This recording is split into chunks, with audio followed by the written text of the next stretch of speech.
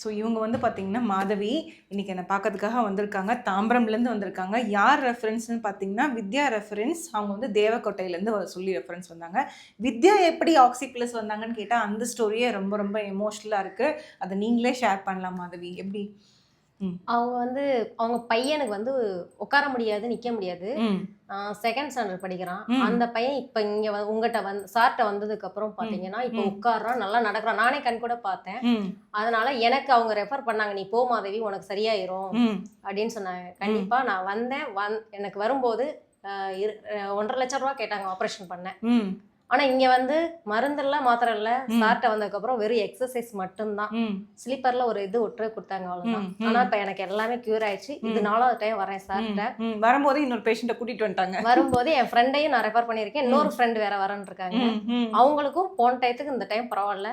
இப்ப second time வர்றாங்க அவங்க. Very good Madhavi. அவங்க ஐடில ஒர்க் பண்றவங்க. அவங்களும் எங்கெங்கயோ பார்த்தாங்க. உனக்கு லாங் லைஃப் இப்படிதான் இருக்கும் வலி அப்படின்னு சொன்னாங்க. இன்னைக்கு சார் வந்து இது இன்னும் ஒரு 5 மாசத்துல உங்களுக்கு கிளியர் பண்ணிடலாம்னு சொல்லியிருக்காங்க. சரிங்க.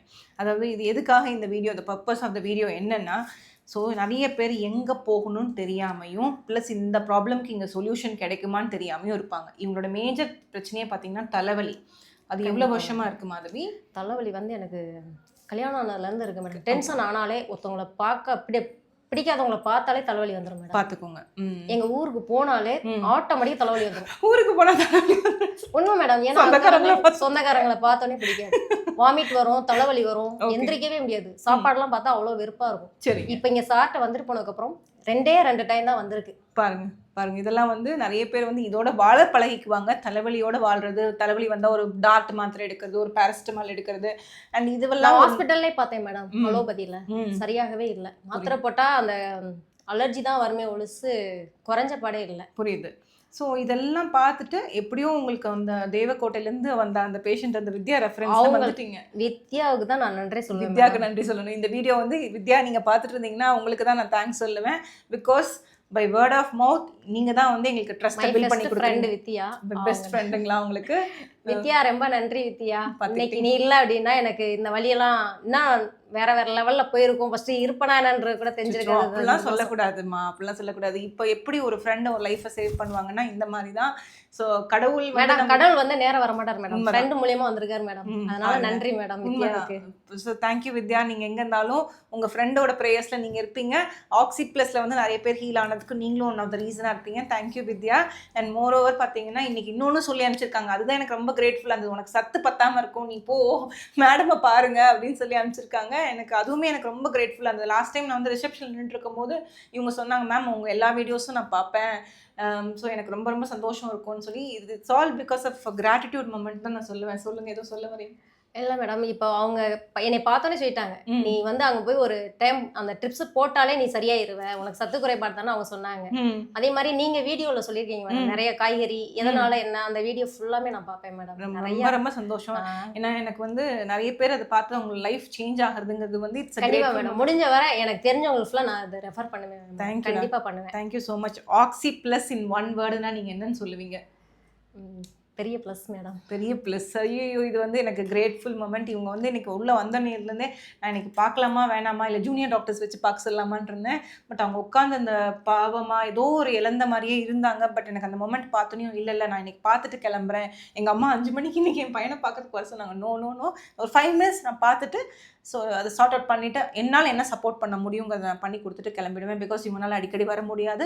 ஸோ சிபி டாக்டர் பார்க்க வரும்போது என்னை பார்க்குற மாதிரி இருக்கட்டும்னு தான் நான் சொன்னேன். ஸோ நெக்ஸ்ட் டைம் தனியாக என்னோட டெஸ்டிமோனியல் ரிசல்ட்ஸ் அவங்க அப்டேட் பண்ணுவாங்க. ஸோ நீங்கள் வந்து என்ன ப்ராப்ளம்க்கு வந்தீங்கன்னா அது சார்ட் அவுட் ஆகிடும். And moreover like this is a gratitude and thankful note. So இது வந்து யார் எந்த ஒரு பெண்கள் பார்த்துட்டு இருந்தாலும் ஒரு சஃபரிங்கில் இருந்தீங்கன்னா அது நார்மல்னு நினச்சிட்டு நீங்கள் வீட்லேயே இருக்காதீங்க. உங்கள் ஹெல்த்தை நீங்கள் பார்த்தா தான் உங்கள் குழந்தைங்களும் சரி உங்களோட ஃபேமிலி மெம்பரும் ஹெல்த்தியாகவும் ஹாப்பியாகவும் இருப்பாங்க. ஏன்னா அவங்கள நம்பி 2 குழந்தைங்க இருக்குது. ஸோ அதுக்கு உங்கள் குழந்தைங்க நல்லா இருக்கணும்னா முதல்ல நீங்கள் நல்லா இருக்கணும். அதுதான் ஃபஸ்ட்டு. ஸோ அதுதான் முக்கியம் மெயின்லி. அண்ட் என்னோட அப்பாயின்மெண்ட்டே கிடைக்காதுன்னு சொல்லி அது வேற சொன்னாங்க. அதையும் நீங்கள் சொல்லிடலாம். கண்டிப்பாக மேடம். நான் போன மாதமே சார்ட்ட அப்பாயின்மெண்ட் கேட்டேன். மேடத்தை பார்க்கணும் சார், எனக்கு கொஞ்சம் பிரச்சனை இருக்குது அப்படின்னு. இல்ல மேடம் நீங்க தனியா அங்க போய் கேட்டுக்கங்க மேடத்தோட அப்பாயின்மெண்ட் கிடைக்கிறது கஷ்டம் மேடம் சொன்னாங்க. ஐயோ ஆனா அப்படிலாம் இல்லைங்க. உண்மையா சொன்னா நான் வந்துட்டீங்கன்னா நான் பார்த்து குடுத்துருவேன்.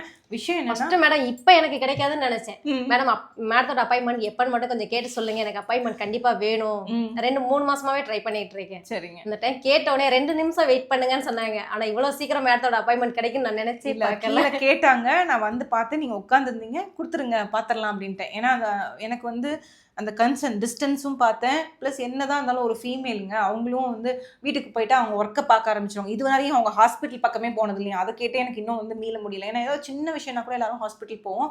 அவங்க ஹாஸ்பிட்டலே போகாம this the first time she is coming to one hospital after her delivery. அவங்க டெலிவரிக்கு அப்புறம் ஒரு ஹாஸ்பிட்டல் நான் சொன்னேன். இந்த ஹாஸ்பிட்டல் நீங்க நினைக்காதீங்க. அது ஒரு வெல்னஸ் சென்டர் அப்படின்னு கண்டிப்பா மேடம். நினைச்சுக்கோங்க. அதுதான் நான் இது ஒரு சொல்றது. ஹோம் மாதிரி தான் நாங்க நினைச்சு வர்றோம் கண்டிப்பா. அதான் உண்மையும் கூட. அந்த ஒரு ஹாஸ்பிட்டல் ஃபீல் இருக்கக்கூடாது. நானே பார்த்தீங்கன்னா, இந்த ஸ்டெத்தஸ்கோப் மட்டும் தான் போட்டிருப்பேன். ஒயிட் கோட் கூட போட மாட்டேன். ஸோ நீங்க நான் போய் எல்லார்ட்டையும் சொல்றதுமே அது ஹாஸ்பிட்டல் மாதிரிலாம் இருக்காது. வீடு மாதிரி நல்லா ஃப்ரீயா இருக்கும். பாருங்க. பேசுறதுக்கு ஈஸியா இருக்கும். ஒரு டாக்டர்கிட்ட போய் உட்காந்து பயந்து பேசுற மாதிரிலாம் இருக்காது அப்படின்னு சொல்லியிருக்கேன் மேடம். பார்த்தீங்களா? அந்த பயம் இருக்கக்கூடாது. அதுதான் main motive. It's a wellness for all. அதாவது நாங்க படிக்கும்போது எல்லாத்துக்கும் இது போய் சேரணுங்கிற மோட்டிவ்ல தான் படிச்சேன். ஸோ அதுதான் இப்போ போய் சேர்ந்துட்டு இருக்குன்னு நினைக்கும்போது கடவுளுக்கு தான் நாங்க நன்றி சொல்லணும். Thank you so much. Thank you. Thank you. Thank you madam. Thank you Madhavi.